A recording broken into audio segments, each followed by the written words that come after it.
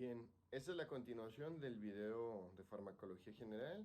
Nos quedamos en los colimiméticos directos que pueden activar receptores colinérgicos, pueden actuar selectivamente sobre receptores muscarínicos o nicóticos indirectamente.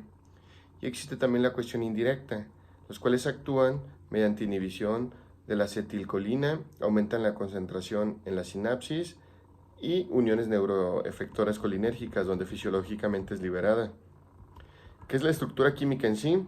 Pues son esteres de colina, esteres de la colina y ácido acético o esteres de la colina y ácido carbámico. Los alcaloides naturales como son los nitrógenos terciarios y nitrógeno cuaternario y son derivados sintéticos. Las propiedades farmacocinéticas que tienen estos son compuestos hidrofílicos, apenas se absorben en el aparato digestivo, no atraviesan la VHE y su sensibilidad a hidrólisis por colinesterasas condiciona su duración. Los alcaloides colinomiméticos son con nitrógeno terciario y se absorben mejor en el aparato digestivo, se eliminan con la vía renal. Los mecanismos de acción, ¿cuáles son?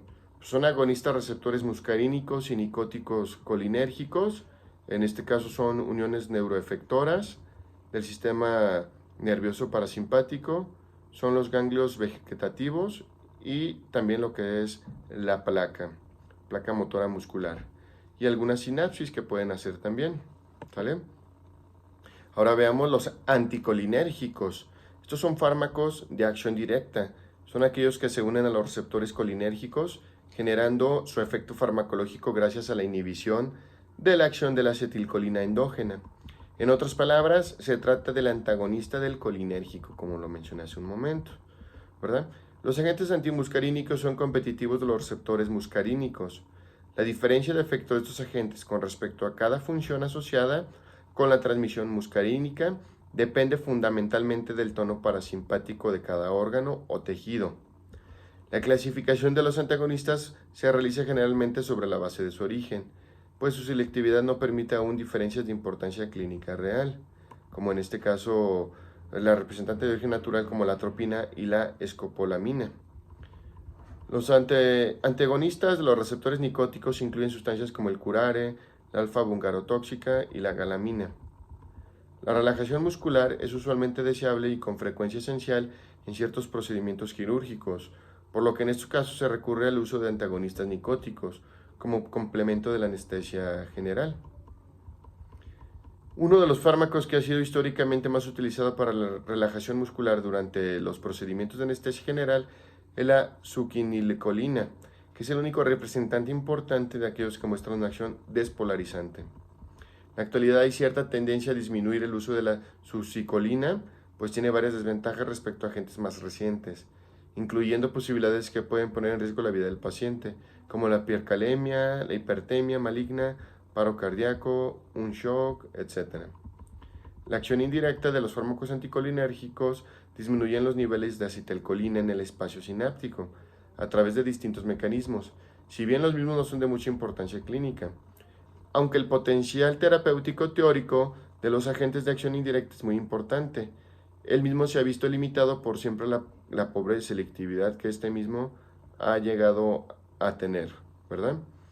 Y se relaciona principalmente con el hecho de que el sitio de unión de los ligandos varía muy poco entre los distintos subtipos del receptor, ¿sale?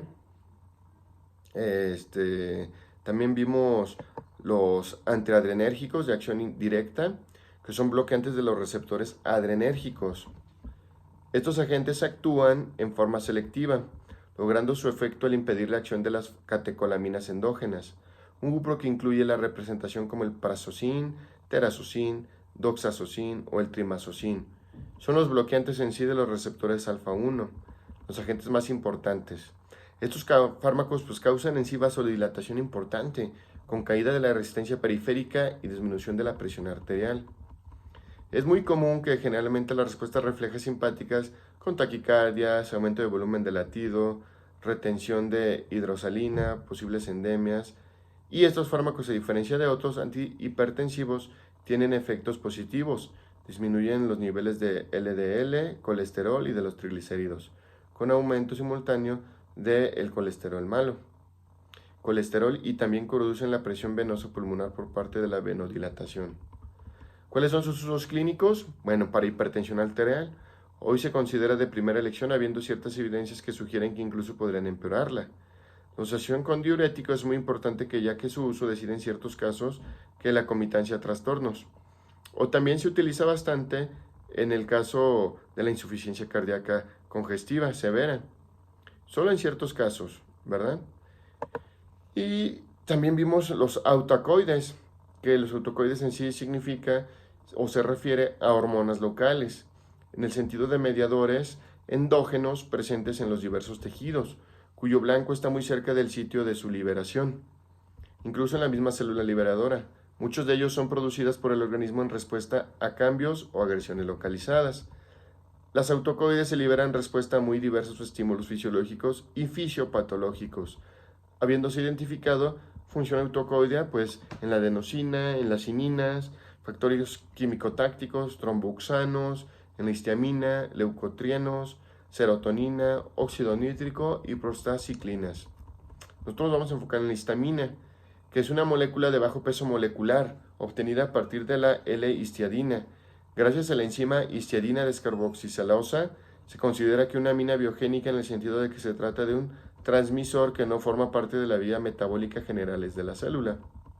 La histamina está presente en el sistema nervioso central, las células parietales de la mucosa gástrica, los mastocitos, los basófilos y muchas otras células. La histamina es un mediador muy antiguo desde el punto de vista filogenético, por lo que puede encontrarse en diversos organismos, formando parte de múltiples toxinas y apareciendo incluso en bacterias y plantas. Podríamos dividirlos en el H1, el H2, que se relaciona con la secreción gástrica del ácido clorhídrico, es decir, la favorece, la H3 y la H4, la cual fue descubierto en el último de los receptores en este caso de la histamina. Y también aparentemente predomina ampliamente en la médula ósea y en las células hematopoyéticas periféricas, con una expresión baja en ambos tejidos, ¿sale? Y también vimos la farmacología serotoninérgica, lo cual nos habla que es la hidroxilación y descarboxalización secuencial del triptófano llevado a la obtención de la serotonina, que recibió su nombre por la primera acción que se le atribuyera, pues se trata de una sustancia derivada del suero con capacidad para aumentar el tono vascular. En sí, ¿qué es la serotonina? Es un mediador muy antiguo y se le encuentra en numerosos organismos, incluyendo plantas y bacterias. Es importante destacar que la serotonina es un componente importante de ciertas toxinas, apareciendo en las secreciones de animales ponzoñosos, como las avispas y los escorpiones. La serotonina también es un mediador muy antiguo y se le encuentra en numerosos plantas y bacterias. Es importante destacar que la serotonina es un componente importante de ciertas toxinas. ¿Sale? Pues los receptores serotoninérgicos incluyen al menos 15 subtipos, por lo que son la familia de receptores más numerosas que se conoce hasta la fecha.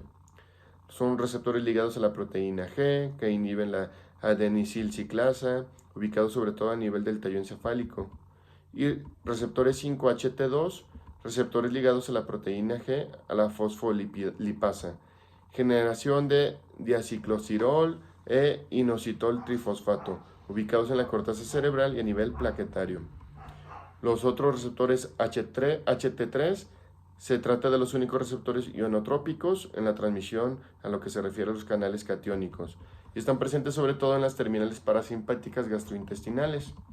Otros receptores 5 que son el HT4 son receptores ligados a la proteína G y estos activan la adesiniclasa. Localización ubica en el organismo.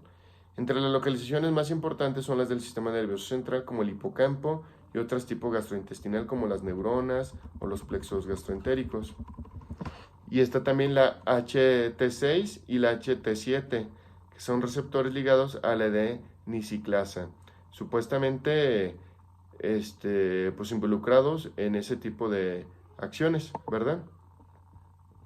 Entonces, básicamente eso fue lo que estuvimos aprendiendo. Fue algo pues muy completo, muy innovador. Y pues yo le agradezco bastante a nuestro profesor, nuestro docente, el doctor Ladislao, que siempre nos llevó de la mano, nos ayudó bastante y pues la verdad es de que sus clases fueron pues muy buenas, muy interesantes y la realidad de las cosas es de que vamos a estarlo aplicando constantemente ahora que ya estemos usándolo pues de manera profesional, ¿verdad? Y poderles ayudar de una mejor manera a nuestros pacientes. Entonces, por mi parte sería todo. Agradezco bastante la atención prestada. Muchas gracias. Espero les funcione y les sirva. Hasta luego.